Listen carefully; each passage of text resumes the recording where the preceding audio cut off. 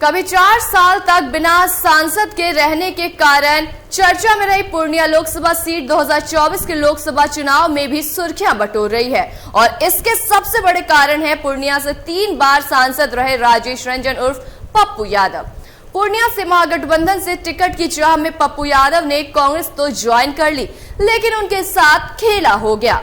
Seat RJD के खाते में चली गई और आरजेडी ने बीमा भारती को टिकट थमा दी, लेकिन पप्पू यादव ने भी मैदान नहीं छोड़ा और अब निर्दलीय प्रत्याशी के रूप में नामांकन कर पूर्णिया की लड़ाई को बेहद दिलचस्प बना दिया है। ऐसे में सवाल है कि क्या पप्पू यादव की ये बगावत महागठबंधन पर भारी पड़ेगी? क्या कहता है पूर्णिया का लोकसभा सीट का इतिहास और सियासी समीकरण, आप भी जानिए।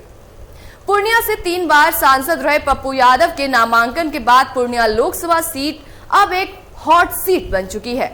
जाहिर है कि इस सीट को लेकर न सिर्फ बिहार बल्कि पूरे देश में चर्चा का एक दौर चल रहा है।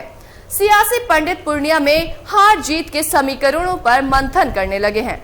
तो चलिए आज हम आपको बताने जा रहे हैं कि आखिर पूर्णिया का ताजा सियासी समीकरण क्या गुल खिलाने वाला है।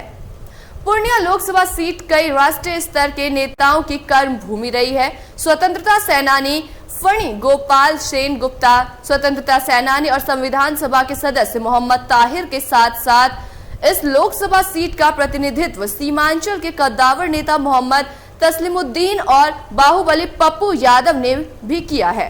फिलहाल इस सीट पर एनडीए का कब्जा है और जेडीयू के संतोष कुशवाहा यहां के मौजूदा सांसद हैं।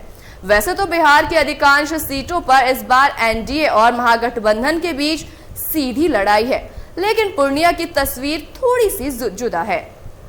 यहां से एनडीए के संतोष कुशवाहा और महागठबंधन की बीमा भारती के अलावा इस इलाके के बड़े नेता पप्पू यादव के चुनावी मैदान में आ जाने के बाद मुकाबला त्रिकोणीय हो गया है और ऐसे में निश्चित रूप से पूर्णिया का सियासी रण बेहद ही रोचक रहने वाला है। एक जमाने में कांग्रेस के गढ़ के रूप में विख्यात पूर्णिया लोकसभा सीट पर पिछले 20 सालों से बीजेपी जेडीयू का कब्जा है। फिलहाल पूर्णिया सीट से जेडीयू के संतोष कुशवाहा सांसद हैं और 2024 के चुनाव में भी एनडीए ने संतोष कुशवाहा पर ही अपना भरोसा जताया है, जिनका मुकाबला आरजेडी कैंडिडेट बीमा भारती और निर्दलीय पप्पू यादव से होगा। इस सीट पर 2009 में हुए चुनाव में एनडीए प्रत्याशी के तौर पर बीजेपी के उदय सिंह उर्फ पप्पू सिंह ने निर्दलीय उम्मीदवार के रूप में उतरी पप्पू यादव की मां शांति प्रिया को हराकर जीत दर्ज की थी। हालांकि 2014 में उदय सिंह अपनी जीत का सिलसिला बरकरार नहीं रख पाए और एनडीए से अलग हुए। जेडीयू कैंडिडेट संतोष कुशवाहा के हाथों हार गए। तो वहीं अब बात करें 2019 की, तो फिर एक बार संतोष कुशवाहा और उदय सिंह के बीच मुकाबला हुआ। हालांकि इस बार पक्ष बदल गए थे। संतोष कुशवाहा एनडीए कैंडिडेट के रूप में चुनावी मैदान में थे तो उदय सिंह कांग्रेस के टिकट पर चुनाव लड़ रहे थे। बाजी लगी संतोष कुशवाहा के हाथ और उन्होंने एक बार फिर उदय सिंह को मात दे दी।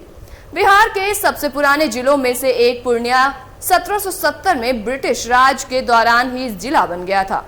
जिले का इतिहास अत्यंत गौरवशाली रहा है, लेकिन एक वक्त ऐसा भी था कि पूर्णिया से लेकर नेपाल तक डकैतों का आतंक था।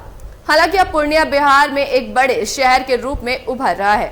शहर की गुलाब बाग मंडी एशिया की सबसे बड़ी अनाज मंडी मानी जाती है।